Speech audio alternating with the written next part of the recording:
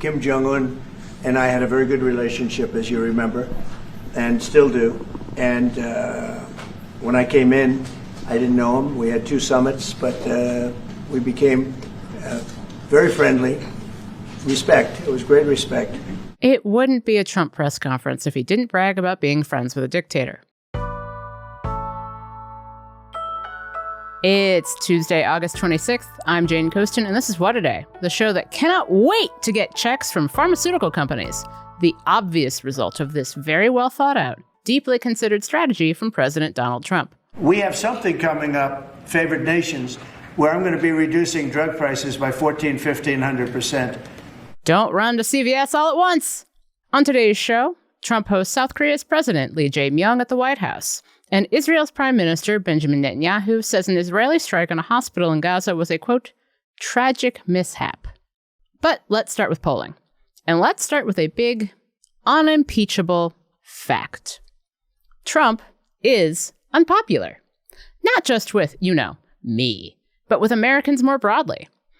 After just over 6 months in office, Gallup found that he has an approval rating of about 37%, lower than any other president at this time in the presidency besides Trump's first term in the White House.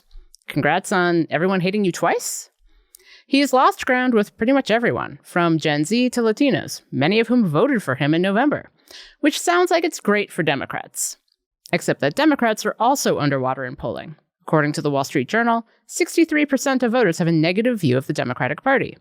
And yes, I am aware that this includes Democrats who are mad at the party but will still vote for Democrats in the midterms, but the point still stands. If you've been following politics for any amount of time, you know that the polls hold an almost mystical place in the minds of political strategists, politicians, and heck, even some political junkie voters. But if you've watched the news in the last, year, you know that clearly just do what the polls say isn't working very well. While Democrats keep talking about so-called kitchen table issues, the Trump administration is trying to militarize major cities. So what does polling tell us politics dorks? And can polling give us a complete picture of how Americans are feeling? To find out, I had to talk to Crooked's resident polling expert, Dan Pfeiffer. He's the co-host of Pod Save America and author of The Message Box on Substack. Dan Pfeiffer, welcome back to What A Day. It's been a while. It's good to see you. So let's start with a roundup of how Donald Trump is polling. Where's he at right now? Donald Trump is polling right where about where he's been since the beginning of the summer, which is an approval rating of about 42, 43, and a disapproval rating in the low 50s, which it puts him in a worse position at this point in his presidency than any other president other than Donald Trump at this point in 2017. What do polls tell us is turning off Trump's 2024 voters or potential voters? Because we've seen plummeting numbers from Latino voters, from young voters, from pretty much everybody. Yeah, it's primarily inflation. He's underwater on every issue, including immigration. But his numbers on inflation are actually right now worse than Biden's were at this point in 2024. He came in with this promise that he was going to lower costs and get inflation under control. Instead, we were going to use this old-fashioned term, groceries, and they were going to be so much cheaper. Yes. Turns out they are more expensive, in part because he's done nothing to curb inflation. But instead, it's truly an insane move to run on a promise to lower costs and then make the centerpiece of your economic plan be something that raises costs and makes inflation worse, which is what he's done with his tariffs. And polling constantly shows that the one thing that's breaking through, particularly to those voters who don't like mainline politics, is tariffs, right? It's like when they do a word cloud, they ask you, what have you heard most recently about Trump? It's tariffs is always the number one thing. What is his strongest issue, according to polls? It kind of depends on how you ask the question. Crime is probably his strongest issue, but it doesn't get polled that often. And immigration has been his strongest issue. And how you ask that one matters a lot. If you ask, say, border security, he's in the positive. If you say immigration, he's negative. If you say deportations, he's even more negative. Saying it's his strongest issue is not the same thing as saying it's a strong issue.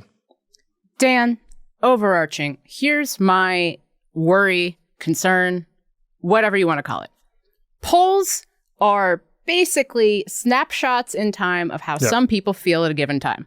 And one of the challenges we have as people who do mainline politics is that voters who are nice, normal people who hold multiple opinions all at once change their minds all the time very quickly. You can see this with regard to immigration. People have a thermostatic opinion with regard to immigration, in which you're very concerned about immigration, and then Trump comes in, and then they're like, whoa, whoa, whoa, not like that. And then suddenly they're like, actually, 71% of us support making immigration to the United States easier. So are polls even useful in governing at this point? They are one useful tool in understanding how people feel at any given moment and to set baselines to track and see what changes public opinion. So if you look at immigration polling, Trump started, if you're just using the term, do you approve of him on immigration? He started quite positive, and then he dropped and went negative right at the time that all of the news coverage was on the Kilmar Abrego Garcia case and sending people to the torture prison in El Salvador. Things got worse, and he hit his actual nadir during all of the coverage earlier this summer around the masked agents deporting people and raiding schools and picnics and parks. And so the one thing it tells us is when people pay more attention to immigration, what Trump's actually doing, his numbers go down. And I think that's a helpful thing for Democrats to recognize, because we've been in this battle in a party is like, immigration is the strongest issue. Shouldn't we talk about tariffs? Should we talk about affordability? And one thing I think the poll has showed us is that when we talk about immigration in a compelling way, we can actually take his strength and turn it into a weakness. Let's talk about the accuracy of polling when it comes to Trump in particular, because some pollsters were surprised that he took the Electoral College in 2016. And then in 2024, he won the popular vote. And there's still that idea of I believe the term is like the quiet Trump voter or the silent Trump voter, that Trump supporters are so alienated by pollsters that his actual support is either unclear or underestimated. I have met a lot of Trump supporters. They are not very quiet. But why does this keep happening? How can we accurately understand how people feel about Donald Trump when it seems like the polls around him themselves are somehow rattled by the presence of Donald Trump? Right. So if you look at 2016 and 2020, the polls were way off. They were off nationally. They were particularly off in the battleground states. And there are lots of reasons for that. But one thing that we've come to learn over time is the people who are less engaged in politics, who follow the news less closely, are less likely, they have lower institutional trust and are less likely to talk to a pollster. Those voters are disproportionately Donald Trump voters. And so in 2024, the polls were actually quite accurate. If you were going on vibes, how we all felt in that last week when Trump's doing the garbage island thing and it seems like Kamala Harris is getting these great crowds, you think she's going to win. If you were actually looking at the polling averages, he was definitely headed towards a popular vote victory and likely electoral college victory. And the battleground states tend to break all one way. They did in 2020 as well. But the pollsters did a statistical trick in 2024 that has worked out pretty well, which is what they did is they asked people who they voted for in 2020. And then they weighted the poll to make sure that the poll had an accurate number of 2020 Trump voters. And what that does is it really is a statistical trick, because you're not getting enough actual Trump voters in your phone calls or your text or your online panels. You're just statistically weighting to account for the fact that you're not. And a lot of pollsters use that trick, and that made the polls historically accurate. Like, they weren't exactly right, but it was close enough that it's well within a band of normalcy for polling. And so the question for pollsters is, what happens next? Like, can you use that same trick when assuming it's not Donald Trump on the ballot, it's someone like J.D. Vance or Marco Rubio? Will that same statistical gimmick work going forward? And no one really knows the answer to that question. So I think that leads to a broader question. How poll dependent should Democrats be? I think Democrats make a mistake in how we think about the polls. The polls are most useful not to help you understand who's going to win the race. It's to help you understand what voters are feeling. Are they worried about immigration? Are they worried about inflation? Are they concerned about military occupations in major American cities? Let's sort of understand where the voters are. And the mistake I think Democrats make is we try to meet the voters where they are, as opposed to using polling to tell us about how we can move the voters to where we need them to go. The polls tell us everyone cares about inflation, so we should only talk about inflation, as opposed to looking at the polls and saying, Donald Trump is using the military to invade American cities. What do the polls tell us about how we can get American people to care about that? How can we get them to care more about immigration? How do we get them to care more about Trump's corruption? We too often use the polls as a way to tell us about what to say, when instead we should use a map to figure out where we need to go. I think that actually leads perfectly into my next question. Great. This is working out great then. I know, it's perfect. It's like you're a professional at this. Like, I hate to say I might be. Like, Speaking of polls and actually language, there are a lot of polls, and I talked about it yesterday on the show, about how Democrats need to change up their language, stop using terms like triggering or microaggressions. You talked about this in your newsletter this week, but you wrote that these folks have a point that, quote, our rhetoric often validates the right's caricature of Democrats. You also said this critique is a magic words fallacy. Can you explain what that means? Yes, for as long as I've been in politics, every time the Democrats lose an election, we try to solve the problem in the easiest way possible. So instead of asking huge questions about, do we have the right policies? Do we have the right leaders? Are we running the right sort of campaigns?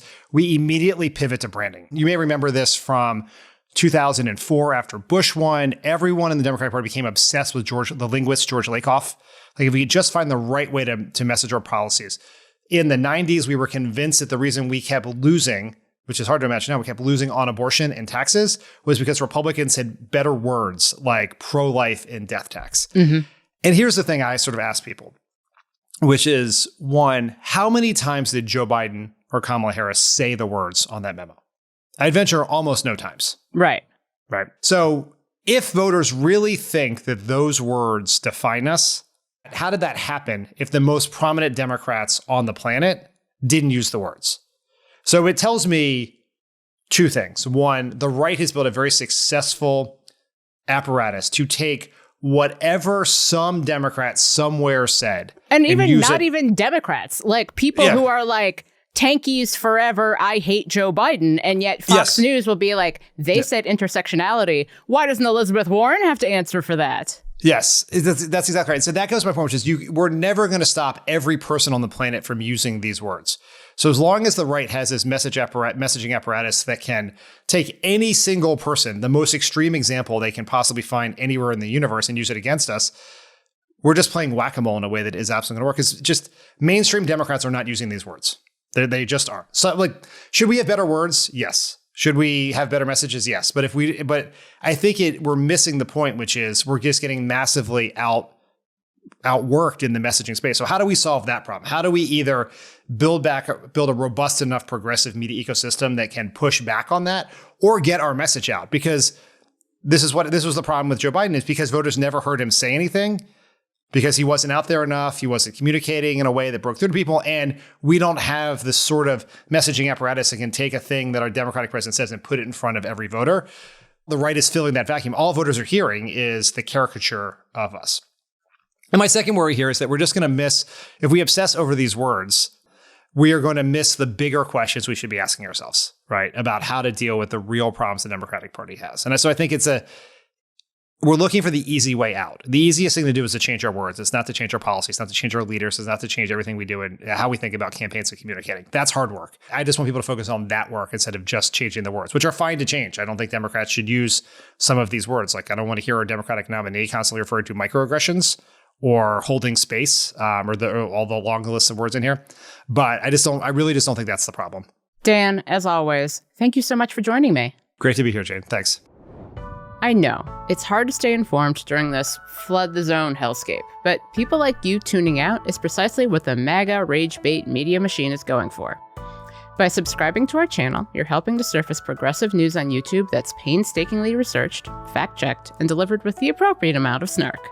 So subscribe to our channel, and if you're already a subscriber, thank you.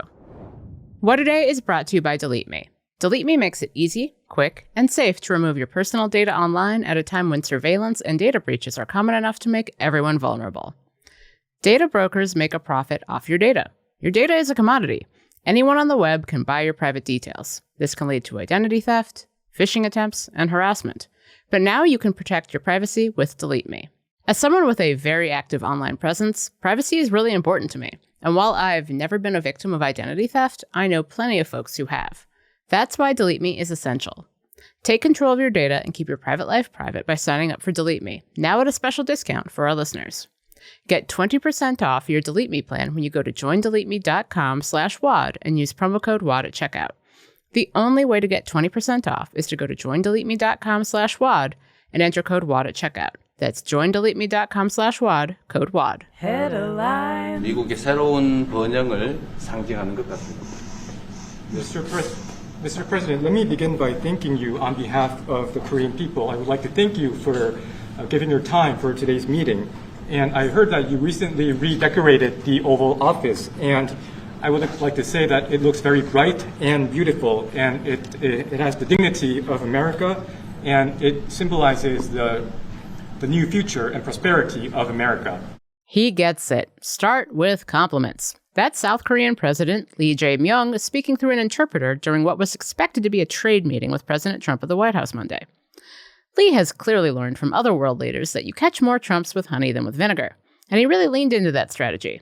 Yes, he lauded the decor in the Oval Office, and he also beseeched Trump to continue promoting South Korean peace efforts.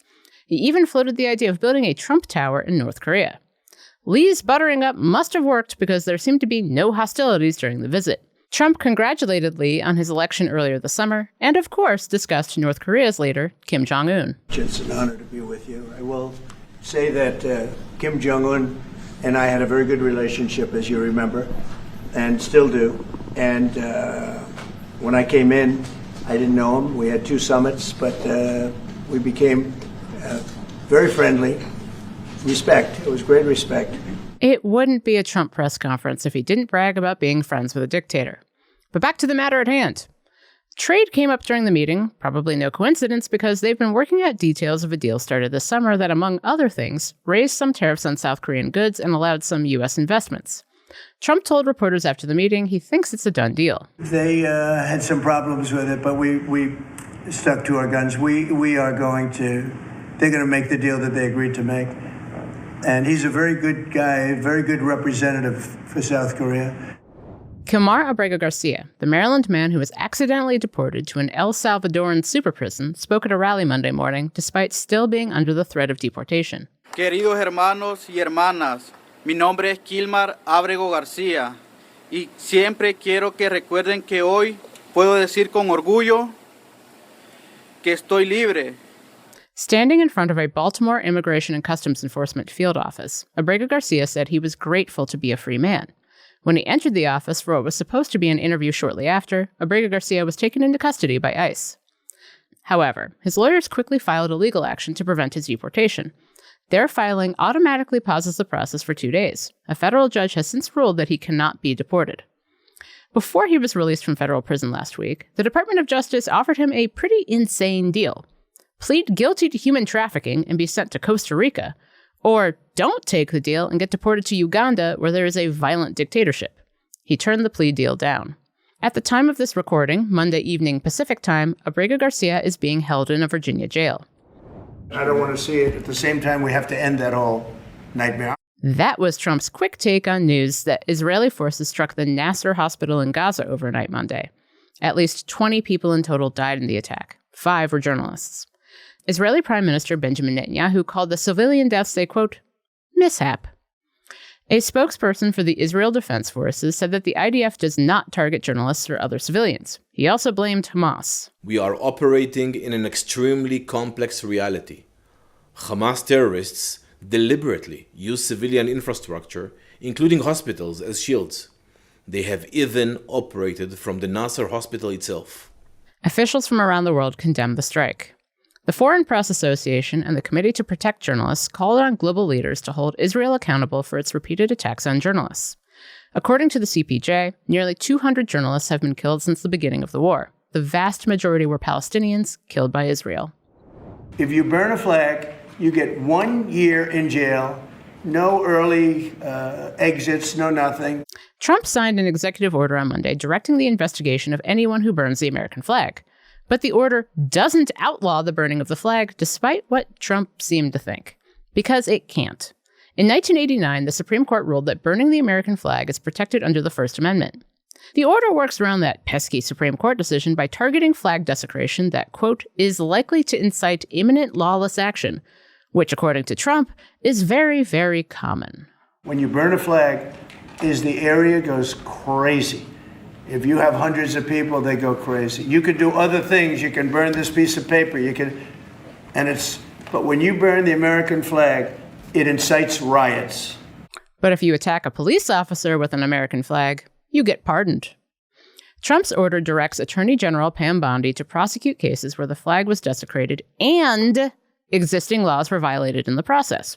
Some of the laws cited in the executive order are violent crimes, hate crimes, crimes against property, and burning laws. For years, Trump has pushed to criminalize flag burning. In 2016, he posted about it on Twitter, and he brought it up again during a speech this past June at Fort Bragg. But the idea has been taken up by both political parties. In 2005, then New York Democratic Senator Hillary Clinton supported legislation that would have banned desecration of the flag with intent to incite violence. And that's the news. That's all for today. If you like the show, make sure you subscribe, leave a review, contemplate the golden age of Joshes, and tell your friends to listen. And if you're into reading, and not just about how NBC News wrote about how politics, sports, and culture are currently being determined by people named Josh, like me, What A Day is also a nightly newsletter. Check it out and subscribe at crooked.com/subscribe. I'm Jane Coaston, and shout out to Democratic Governors Josh Green of Hawaii, Josh Shapiro of Pennsylvania, and Josh Stein of North Carolina, all of whom, according to Governor Green, are on a group text for Joshes only.